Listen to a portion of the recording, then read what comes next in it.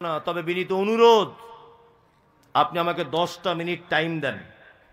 আপনাকে একটা গুরুত্বপূর্ণ ঘটনা আমি আপনাকে শোনাবো হাদিস থেকে। কি বললাম বুঝলেন? এইটা শুনে আপনি বাড়ি যাবেন, যেখানে পারবেন যান, আমার কোনো আপত্তি নেই। আল্লাহ নবী সাল্লাল্লাহু আলাইহি ওয়াসাল্লাম পৃথিবী থেকে চলে যেদিন গিয়েছিলেন, সেই দিনটির নাম কি? কি বার ছিল সেদিন? সোমবার। সোমবার। জীবনে অনেক কিছু শুনেছেন, আর এইটা আজকে শুনুন। এইটা আমি বলছি, বাংলাদেশের প্রখ্যাত আলেম ডক্টর আসাদুল্লাহ আল গালিব একটা বই লিখেছেন, সিরাতুর রাসূল। এই বইয়ের একেবারে শেষের দিকে এই ঘটনাগুলো বিস্তারিতভাবে পাবেন। আমি একদম আজকেই পড়লাম এবং একাধিকবার পড়ে আপনাকে বলছি। সহিহ হাদিসের উদ্ধৃতি দিয়ে তিনি ঘটনাটা বর্ণনা করেছেন। এক, আল্লাহ নবী সাল্লাল্লাহু আলাইহি ওয়াসাল্লাম সোমবার পৃথিবী থেকে চলে গেছেন। তার আগের বৃহস্পতিবার জীবনের শেষ নামাজ জমাতে পড়িয়েছিলেন মাগরিবের। বৃহস্পতিবার মাগরিবের। আর বৃহস্পতিবার মাগরিবের প্রথম 2 রাকাতে যে তেলাওয়াত করেছিলেন সূরা মুরসালাত, যার শেষ আয়াত ছিল ফাবি আইয়ি হাদিসিম বা'দাহু ইউমিনুন। আল্লাহ বলছেন, এর পরেও কি তোমরা অন্য কোন কথার উপর ঈমান আনবে? বিশ্বনবী ঠিক যেন উম্মতদের উদ্দেশ্যে কথা বলতে চেয়েছেন শেষ আয়াত দ্বারা, ফাবি আইয়ি হাদিসিম বা'দাহু ইউমিনুন। মাগরিবের সালাত শেষ, বাড়ি চলে এলেন। হযরতে বেলাল মসজিদে নববীতে যেন আয়েশার আজানের ধ্বনি দিয়ে দিলেন, হাইয়া আলাস সালাহ, হাইয়া আলাস সালাহ। হযরতে বেলাল, আল্লাহ রাসূল উঠলেন, উঠে আয়েশাকে ডেকে বলছেন, আয়েশা, আয়েশা একটু পানি দাও তো আমাকে। আম্মা জান আয়েশা পানি দিলেন। আল্লাহ রাসূল সাল্লাল্লাহু আলাইহি ওয়াসাল্লাম ওযু করলেন। ওযু করার পর অজ্ঞান হয়ে গেলেন, বেহুশ হয়ে গেলেন। একটু পরে আবার হুঁশ ফিরে এলো। আল্লাহ নবী সাল্লাল্লাহু আলাইহি ওয়াসাল্লাম আবার আয়েশাকে বলছেন, আয়েশা একটু পানি দাও তো। আয়েশা আবার পানি দিলেন। আল্লাহ রাসূল ওযু কমপ্লিট করলেন, তারপর আবার অজ্ঞান হয়ে গেলেন।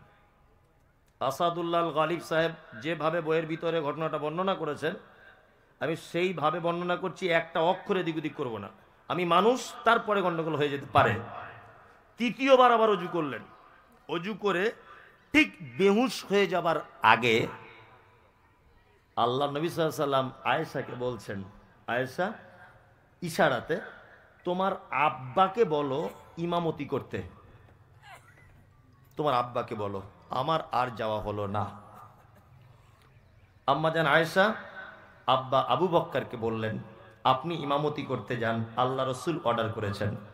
হযরত আবু বক্কর ইমামতি করতে যাচ্ছেন, চোখ দিয়ে পানি পড়ছে ঝরঝর করে, যে আল্লাহ রাসূল বেঁচে আছেন আর এখন আমি ইমামতি করতে যাব, এটা উচিত নয়। পৃথিবীতে একজন ভাগ্যবান পুরুষ মানুষ আল্লাহর নবী বেঁচে থাকা অবস্থায় 17 ওয়াক্তের, 17 রাকাতের নয়, 17 ওয়াক্তের ইমামতি করেছেন আবু বকর সিদ্দিক রাদিয়াল্লাহু তাআলা আনহু। এটা কিন্তু ভালো একটা ইম্পর্টেন্ট ব্যাপার, জেনে রাখুন আপনি। নাম্বার 2, হযরত আবু বকর ইমামতি করছেন। আম্মা জান আয়েশা একটা আপত্তি জানালেন আল্লাহ রাসূলকে। এটা আপনারা জানেন যে আল্লাহ রাসূল পৃথিবী থেকে চলে যাওয়ার আগে আয়েশার হুজরাতে অন্যান্য বিবিদের মতামত নিয়ে শেষ দিনগুলো আয়েশার হুজরাতে ছিলেন। আয়েশা রাদিয়াল্লাহু তাআলা আনহা তিনি ভাবছেন যে আমার হুজরাতে আল্লাহ রাসূল আছে, আর আমার আব্বা যদি ইমামতি করে তাহলে অন্যান্য বিবিরা ভাববে আয়েশা মনে হয় নিজের বাপ বলে আগে আগে ইমামতি করতে দিচ্ছে, অন্যান্য বিবিরা রাগ করতে পারে। আল্লাহ নবীকে যখন এই অভিযোগ করলেন আয়েশা, তখন আল্লাহ রাসূল একটু উচ্চ কণ্ঠে বলছেন, আয়েশা আরে আমি বলছি আবু বকর ইমামতি করবে, তুমি কেন অন্যজনের নাম বলছো? এই জায়গাতে একটু ইঙ্গিত পাওয়া গেল যে আল্লাহ রসুল মারা যাওয়ার পরে আবু বকর খলিফা হবেন। এই ব্যবহারটাতে আম্মাজান আয়েশা একটু ইঙ্গিত পেলেন যে আবু বকরের উপর আল্লাহ রসুলের এত ভালোবাসা কেন। আল্লাহু আকবার। কেন ভালোবাসা? মাঝখানে একটা ছোট্ট কথা বলে দিই। আল্লাহ রসুল মসজিদের ভিতরে বসে আছেন আর সাহাবীদেরকে বলছেন, তোমাদের ঈমান আর আবু বকরের ঈমান দেখবে। তাহলে আল্লাহ রসুল কেমন? বলছে ওই দেখো, ওই দেখো, ওই দেখো, দেখতে পাচ্ছ একজন আরোহী তার জানোয়ারের পিঠের উপরে চেপে যাচ্ছে কথা বলতে বলতে। আচ্ছা বলুন, একটা গরুর মালিক সে যদি তার গরুর পিঠের উপরে বসে গরুর সঙ্গে কথা বলতে বলতে যাচ্ছে, এটা যদি আমি বলি কেউ বিশ্বাস করবে? গরু কথা বলতে পারে? তখন সাহাবীরা বলছেন, আল্লাহ রাসূল আপনি কেমন কথা বলছেন, গরু কোনোদিন তার মালিকের সঙ্গে কথা বলতে পারে? তখন আল্লাহ রাসূল বলছেন, এটাই তোমাদের ঈমান আর আবু বকরের ঈমানের ডিফারেন্স। এই কথাটাই যদি আমি আবু বকরকে বলতাম তাহলে আবু বকরের উত্তর এটা হতো, অবশ্যই আপনি যখন বলেছেন অসম্ভবের কিছু নেই। এটা হচ্ছে আবু বকরের ঈমান। শুক্রবার চলে গেল, আল্লাহ রসুল মসজিদে যেতে পারেননি। শনিবারের দিন আল্লাহ রসুল একটু সুস্থতা অনুভব করলেন।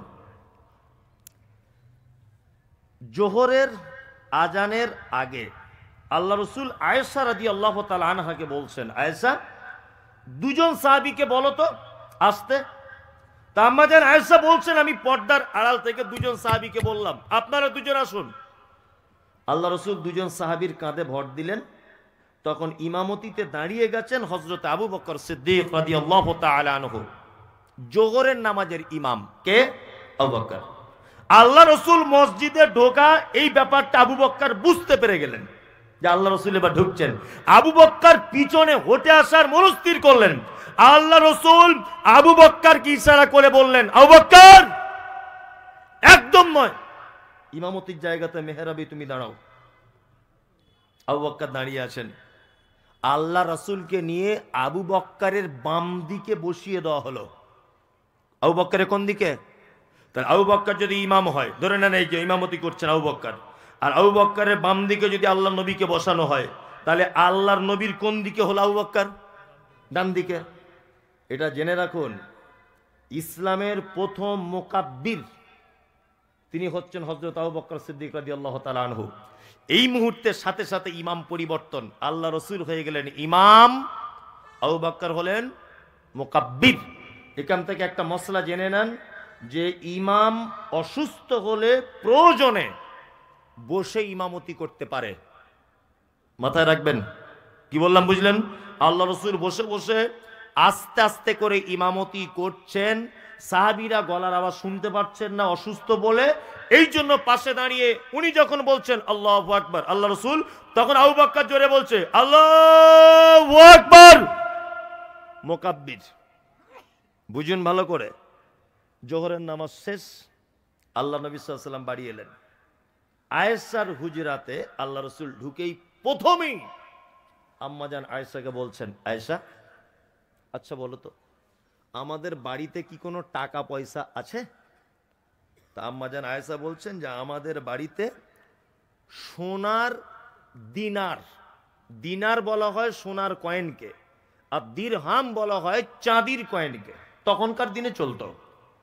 তা আম্মাজান আয়েশা বলছেন যে আমাদের বাড়িতে 5টা থেকে 9টা দিনার অর্থাৎ স্বর্ণের কয়েন আছে। তখন আম্মাজান আয়েশাকে আল্লাহ রাসূল উচ্চ কণ্ঠে বলছেন, আয়েশা আরে কোন ইমানদার এবং নবীদের জন্য উচিত নয় এত নিকৃষ্ট সম্পদ বাড়িতে রেখে আল্লাহর সাথে সাক্ষাৎ করবে। তুমি কেন দান করে দিলে না? কেন তুমি দান করলে না? তুমি যদি দান করে দিতে তাহলে আমি আল্লাহর কাছে যাওয়ার পরে সাথে সাথে বিনিময় পেয়ে যেতাম। তখন আম্মাজান আয়েশা বলছেন, আল্লাহ রাসূল আপনি অসুখে ছিলেন, এই কারণে ব্যস্ততার কারণে আমি টাকাটা দান করতে পারিনি, দয়া করে আপনি বলুন আমি এখনই দান করে দিচ্ছি। তার মানে বিশ্ব নবী মুহাম্মদ রাসূলুল্লাহ সাল্লাল্লাহু আলাইহি ওয়াসাল্লাম জমিয়ে রাখা সম্পদ যেটা ছেড়ে মানুষ কবরে চলে যায়, এই সম্পদকে নিকৃষ্ট সম্পদ বললেন, আর মানুষ যেটা দান করে যায় আল্লাহর রাস্তায় এটাকে উৎকৃষ্ট সম্পদ বললেন। টাকা জমাচ্ছেন না? তার ভিতরে আমিও। শুধু যে আপনাকে বলছি তা নয়, আমিও জমাচ্ছি না অর্থ। আমাদের চিন্তা ভাবনা কি? আগামী জেনারেশনের ভবিষ্যৎ ভালো করা। আমি টাকা পয়সা জমাচ্ছি কেন? আমার বেটা ভালো থাকবে তাই, তাই না? জি। আপনি কেন টাকা পয়সা উপার্জন করছেন? আপনার বেটা ভালো থাকবে তাই, তাই না? পৃথিবী যে কেমন জায়গা এটা আপনাকে দেখাবো বাস্তবে। আমি দেখাবো কেমন? এই দেখুন আপনাকে দেখাচ্ছি পৃথিবী কেমন জায়গা। চাচা আপনি এখানে আসুন তো, আপনি এখানে আসুন, কিছু ধরবো না, ভয় নেই, আসুন। আপনি আমার আব্বার থেকে বয়স্ক মানুষ, আসুন, আসুন, দুজনেই আসুন না, কথা বলিয়েন না। এই দেখুন, অনেক সময় বাস্তব কিছু জিনিস থেকে আমাদের জ্ঞান গ্রহণ করতে হয়, হয়তো হয় না? অবশ্যই জ্ঞান প্রতিটা জিনিস আছে, আমরা জ্ঞান বার করতে পারছি না। তাই এক, পৃথিবী কেমন জায়গা আমি আল্লাহর কসম বলছি বাপ, আপনাদেরকে অপমান করার জন্য আমি ডাকিনি, হ্যাঁ, শুধু মানুষকে কিছু শিক্ষা দেওয়ার জন্য আপনাকে ডেকেছি। কি নাম আপনার? আব্দুল আজিজ। পৃথিবী কেমন জায়গাটা বলছি। আপনার বয়স কত হতে পারে মোটামুটি একটা?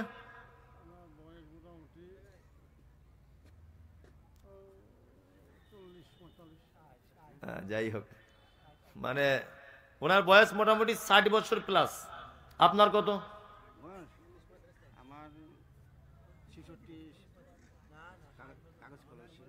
ও 60 বছর। আপনার দুজনের আব্বা বেঁচে আছে? আব্বা বেঁচে আছে?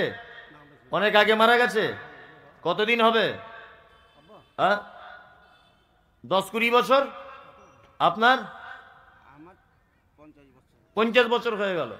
দুজনা ইমানদারির সাথে সত্যি কথা বলুন, একদম।